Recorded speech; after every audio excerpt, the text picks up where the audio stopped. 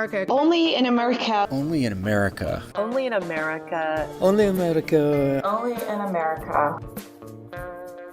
This week, we hear the stories of displaced people in the United States and how their realities could change under the Biden administration. I use that positive African mentality to describe how that 5 months went. But looking back, 4 years today, I came out of the detention center. That was the most difficult time of my life. From the National Immigration Forum, I'm Ali Noorani, and this is Only in America.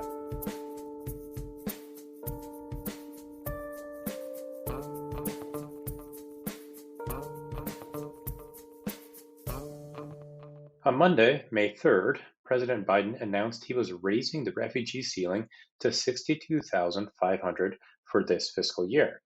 This increase came after a broad range of voices: immigrant advocates, evangelical leaders, police chiefs, and national security experts urged the administration to reconsider their initial decision to keep the ceiling at the historic low of 15,000 set by President Trump.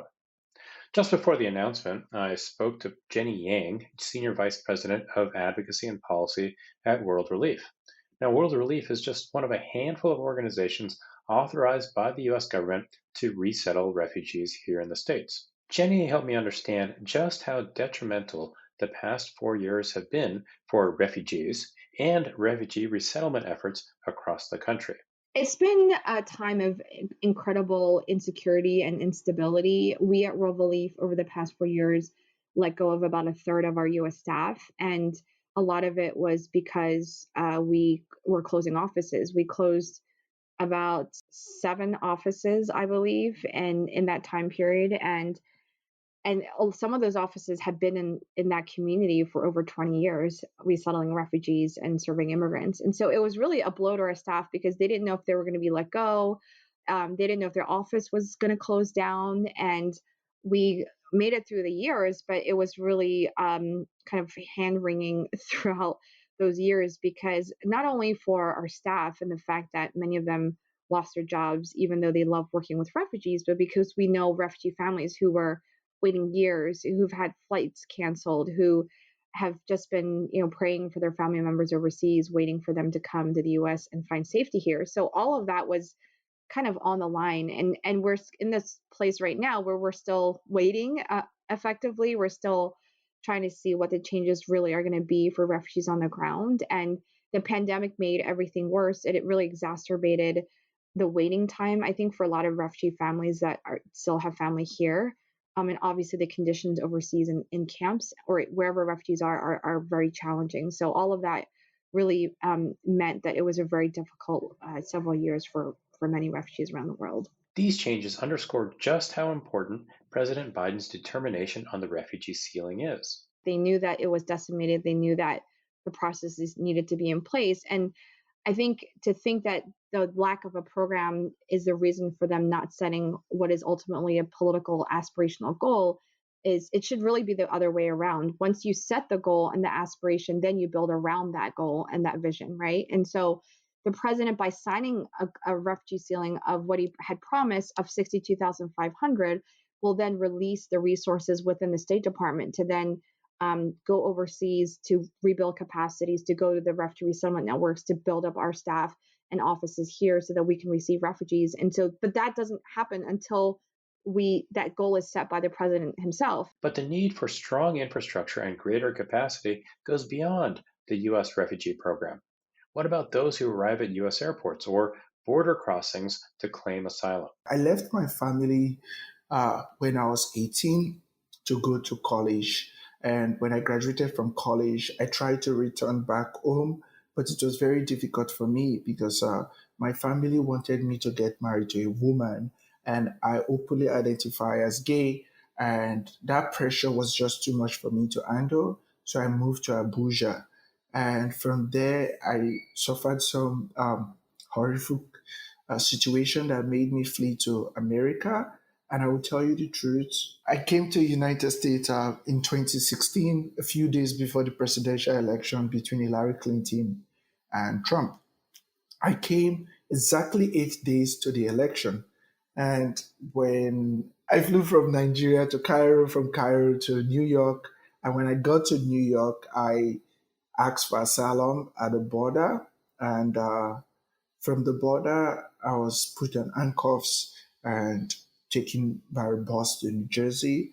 I was detained in New Jersey where I had to seek asylum for 5 months and 14 days as an asylum seeker. That's Edafe Okporo, a global gay rights activist and the executive director of the RDJ Refugee Shelter in Harlem, New York. He's also the author of the forthcoming book, Asylum. After spending more than 5 months in detention, Edafe was granted asylum and allowed to enter the U.S. But in a situation familiar to countless other refugees and asylees, Edafe learned that beginning a new life in the U.S. does not equal an end to the difficulties of being displaced. I didn't know the consequences of all the struggles I was going through inside the detention center till I came out. I was working in the detention center for $1 a day. I didn't know that $1 was nothing because I came with $200 in my pocket. I had to work 31 days in the detention center kitchen to make $31. I thought I was making some money. When I was released from the detention center, I discovered that $1 is like cannot even get you chewing gum. And that was what I was being paid. So to be able to place a phone call to my family and friends, and the isolation in that place, the standard of living, the food, poor quality of healthcare just made it difficult for me to realize that that is America or this is the America I was so much dreaming about when I thought I was coming to this country for freedom. That was the most difficult time of my life. It compounded my mental health that during this period, I have constant anxiety. I'm fidgeting because it reminds me of the trauma of finding a home. I'm grateful I was able to go through that process and get asylum because I got help from non-profit organizations like Immigration Equality, who represented me with like legal help, and First Friends of New Jersey and New York. When I was released from the detention center, I called them. They sent a volunteer that took me to the shelter I stayed. So, looking back retrospectively, that's the most difficult time of my life. My entire 31 years I've been on this planet. Jenny explained how critical local community support is for those seeking safety in the U.S. I think it's important for people to realize that when we resettle refugees, there are programmatic obligations in which we have to match what the government gives us with private funding and resources. So there are certain programs like the Match Grant program that is uh, available for highly employable refugees in which they get case management. And then we have to bring in volunteer hours and donations to match government funding for that program so that refugees can be employed as quickly as possible. And that's been a highly successful program where refugees are employed very quickly once they arrive to the United States. And what our aim at World Relief, and I know a lot of other organizations, is to make sure that whenever a refugee lands at an airport, that they are welcomed by local community members who are either there saying hello or with signs saying welcome to America. We have to have a hot meal for every refugee once they arrive to the United States. And a lot of times, local families and faith communities will cook that meal for these refugees. Sometimes refugees will go into temporary housing where they'll actually be housed by a local family in a community that wants to house them while they're getting their feet adjusted to help them with paperwork. And so it really is amazing to see the outpouring of support that many families have shown to these refugees that are really newcomers to this country. And again, it goes to show you that there are so many cities across the United States in which they want to see more refugees coming in because they feel like it's an expression of their common humanity, an expression of their faith to be able to welcome the stranger among them. And so we've been really encouraged, even during the pandemic, with how many people have been volunteering and even virtually trying to help refugees online, and other just incredible stories of volunteers that are welcoming refugees into their local communities. This kind of welcome is what ultimately inspired Edafe to become an activist for displaced people in his community. So when I came out of the detention center, I was taken by First Friends to the YMCA, but they only paid for a certain amount of days. So when those few days ended, I was staying at the train station, the Newark Penn Station, in New Jersey, and I was using the Newark Public Library. I was eating from St. Luke, a Catholic church. They have breakfast like coffee and things like that. I got my first job as a kitchen operation manager for Eat of Beats. Eat of Beats employ refugees who prepare homemade meals to New Yorkers. So while I was doing that, I discovered that I don't have a passion for that job. Although I have a degree in food science and technology and a master's in nutrition, but that wasn't really juicing me. I wanted to do something that would influence the lives of other asylum seekers and refugees because there are so many people who were getting released from the detention center like I was, and they don't have any place to go to. Since then, I've dedicated my energy and focus towards building a safe space for asylum seekers and refugees. And you won't believe when I started, it was like a rat infested basement. It was just me. I, I don't have an office space. The shelter was my space. But I really, really did not want any of those stuff I suffered, like being released, staying in the YMCA, staying in Newark Penn Station to be the same story for other asylum seekers. So that was the passion and flow that was driving me to to provide something similar to what I would need when I came to New York.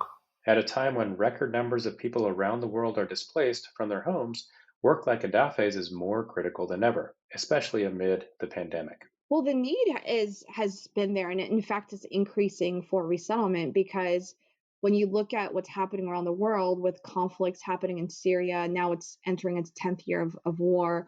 What's happening in Venezuela, which many are estimating to be one of the worst refugee crises in the world, right in our own hemisphere. Or when you look at what's happening in Ethiopia and the Democratic Republic of Congo, there are so many conflicts in which they're prolonged and political solutions are not close by. And so these refugees that are fleeing their homes and really having nowhere else to go really have nowhere else to go. They cannot return home, they cannot locally integrate. And being able to be resettled to the United States is really their last resort. They're the last durable solution that they really need. And so when that option is effectively closed off, it forces many of these refugees to feel like they've been abandoned effectively. So, where do we go from here? What could a more welcoming, safe approach to displaced people look like? I think for the president to be able to lead with a values-based message around the value of welcoming those who are persecuted, I think that's highly resonant with American people.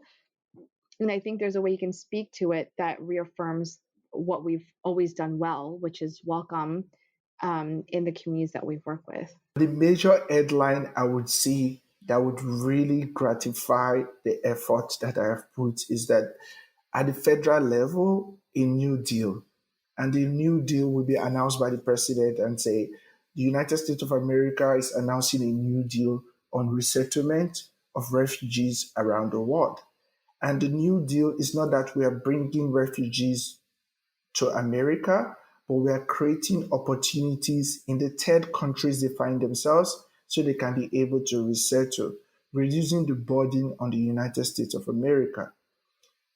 Two milestones before that new deal is one, I want to see a change, systemic change in the asylum policy in America that will comprehensively cover how people enter into the system and how people exit from social services. Because most of the times, the pain points are not things that are visible to people who are not refugees and asylum seekers. Jenny and Edafe both stressed that a better approach to asylees and refugees will require separating these efforts from the politics surrounding them. You have the refugee resettlement program that is operated by the State Department really to fulfill foreign policy goals that we have.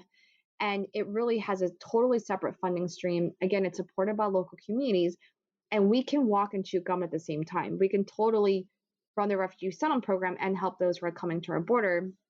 The main thing I would really say to the president is we need your leadership to inspire the American people to understand the values around why we welcome those who are persecuted. And it really has to come from you speaking about the value of this program and emphasizing and telling the story of refugees yourself. Most policies that are passed about asylum and refugees or displaced people in America is based on political reasons and not logical or the experiences of people seeking asylum. Well, I think it's important to recognize that the program has always had very strong bipartisan support. When the Refugee Act of 1980 passed in Congress, it was passed unanimously, which is almost unheard of these days. But it was because both members of both parties recognized that the U.S., again, has this moral obligation to help those who are fleeing persecution, and it has to be done in support of the general public in the United States. And so it really instituted this very strong public-private partnership in which when refugees come, they are welcomed by local communities. They are supported with case managers and others that are really helping them integrate. And so I think when we think about our congressional champions, they've been both Democrats and Republicans. Last year, both Senator Coons, who's a Democrat from Delaware, and Langford, a Republican from Oklahoma, co-authored and led a bipartisan letter in support of the Refugee Resettlement Program. The House Refugee Caucus is bipartisan as well. It's led by 2 Democrats and 2 Republicans who are championing refugee issues. And so we want to make sure that as we talk about this very strong tradition of welcoming those who are persecuted, that it always is supported by members of both parties. And I think we've been really encouraged that a lot of the support we've been seeing publicly has been from members of both parties right now. Ultimately, we're one of the most powerful nations in the world. We have a long history of resettling those seeking safety and a strong network of communities across the country willing to welcome them. We can and we should do better. Our job for those of us who live in the United States is to make sure that we keep that door open, that we keep opportunities for those who are fleeing persecution to be able to find refuge in the United States, because we know we can. We have the capability, we have the resources, we have community support for every single area in which refugees come into the United States. There is that network of support. Public awareness and education, because the major problem as regards to displaced people is that most people do not know about our lived experiences, and most of the times we are preaching to the choir, because most people who know about our lived experiences already know where to donate to or where to support.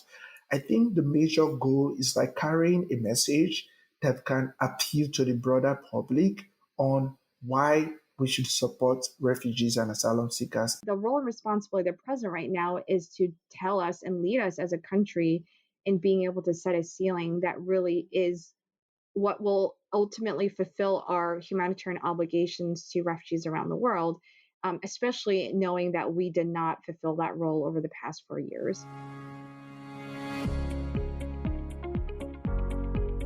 Jenny Yang is Senior Vice President of Advocacy and Policy at World Relief, and Edafe Okporo is Executive Director of the RDJ Refugee Shelter in Harlem and the author of the forthcoming book, Asylum.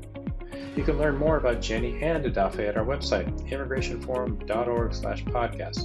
And if you like what you hear, please subscribe to Only in America wherever you are listening to this episode. Only in America is produced and edited by Katie Lutz, Joanna Taylor, and Becca Wall. Our artwork and graphics are designed by Carla Leha.